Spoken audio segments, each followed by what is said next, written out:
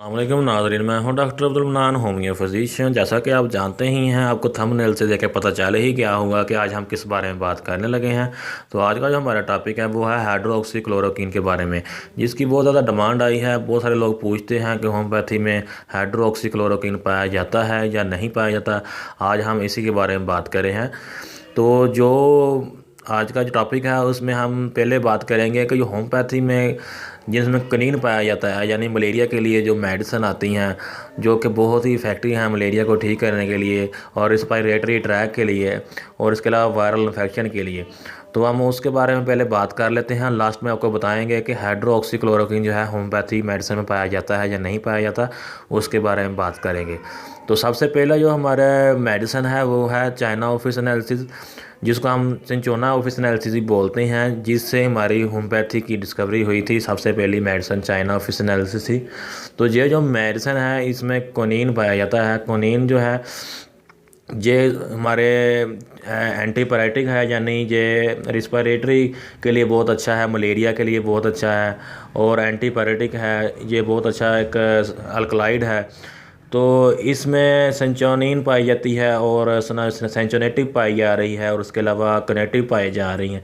तो ये जो अल्कलाइड हैं ये आपके लंग्स में इन्फेक्शन को रोकने के लिए और साथ में मलेरिया बुखार को ख़त्म करने के लिए, और जो भी मलेरिया बुखार में लामतें आती हैं, ठंड वगैरह लगती है या फिर पसीना आता है और उसके बाद फिर बुखार उतर जाता है, फिर अगले दिन बुखार इसी तरह चढ़ जाता है, इस तरह की जो अलामतें हैं ये मलेरिया में आती हैं, तो ये उसको ठीक करने के लिए बहुत ही इफ़ेक्टिव है। ख़ासकर अगर जो ठंड लगती है तो बुखार होता है, जब गर्मी लगती है पसीना आता है तो बुखार उतर जाता है, तो उसमें सिंचोना ऑफिसिनेलिसिस बहुत ही इफ़ेक्टिव मेडिसिन है।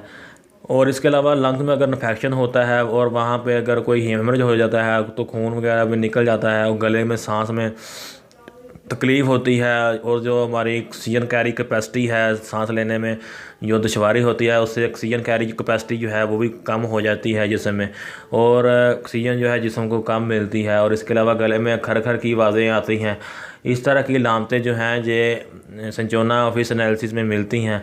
और इसके अलावा ये सर्दी खांसी बुखार के लिए भी बहुत इफ़ेक्टिव मेडिसिन है। अगर कोई मरीज़ लेटा हुआ है तो उसके तकलीफ़ होती है और सांस लेने में तकलीफ़ होती है, सांस लेता है और सांस लेने की जो कैपेसिटी है वो स्लो होती है और गले में चोकिंग जैसा महसूस होता है और कैटारा जो है वो गले से निकलता है और म्यूकस जो है जमा हुआ गले में होता है और नमूनिया की कैफियत महसूस होती है।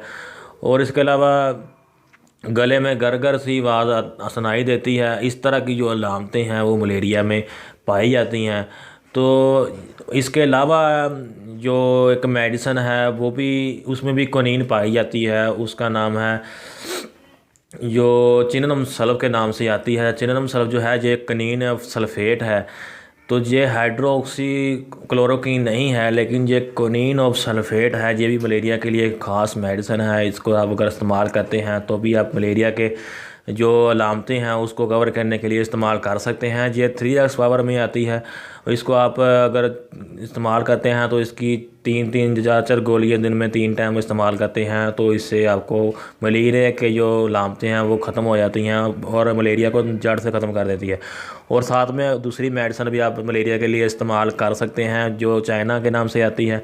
उसमें आप उसको 10 से 20 ड्राप आप इस्तेमाल कर सकते हैं। अगर आप प्रिवेंशन के लिए इस्तेमाल करना चाहते हैं तब भी कर सकते हैं। 20 ड्राप 3 टाइम, तो मलेरिया के लिए ये बहुत अच्छी है। और इसके अलावा कोई आम बुखार के लिए हम यूज़ करवाते हैं, उसमें आप चरायता, इचिनेशिया, बपटेशिया, मदर टेंचर और साथ में आप इसको चाइना को मदर टेंचर का इस्तेमाल करते हैं तो हर तरह के बुखार के लिए बहुत ही इफ़ेक्टिव है। लेकिन अगर आप मलेरिया के लिए ख़ासकर इस्तेमाल करना चाहते हैं तो आप चाइना और चिननम सल्फ का इस्तेमाल कर सकते हैं अपने इस मसले के लिए। तो ये था आज का हमारा जो टॉपिक हाइड्रोक्सीक्लोरोक्वीन के मतलब। तो आपको समझ आ ही गई होगी कि होम्योपैथी में हाइड्रोक्सीक्लोरोक्वीन तो नहीं पाया जाता, लेकिन हमारी जो मेडिसिन होम्योपैथी में आती हैं उसमें कोनीन पाया जाता है। कोनीन नाम का जो अल्कलाइड है वो इन दोनों मेडिसिन में पाया जाता है। तो आप अपने मसलों के लिए सोच समझ के इनको ऐड कर सकते हैं, इसको इस्तेमाल कर सकते हैं। तो ये था आज का वीडियो। मिलते हैं नेक्स्ट वीडियो में। वीडियो को लाइक लाजमी कर दें और चैनल को सब्सक्राइब लाजमी कर दें।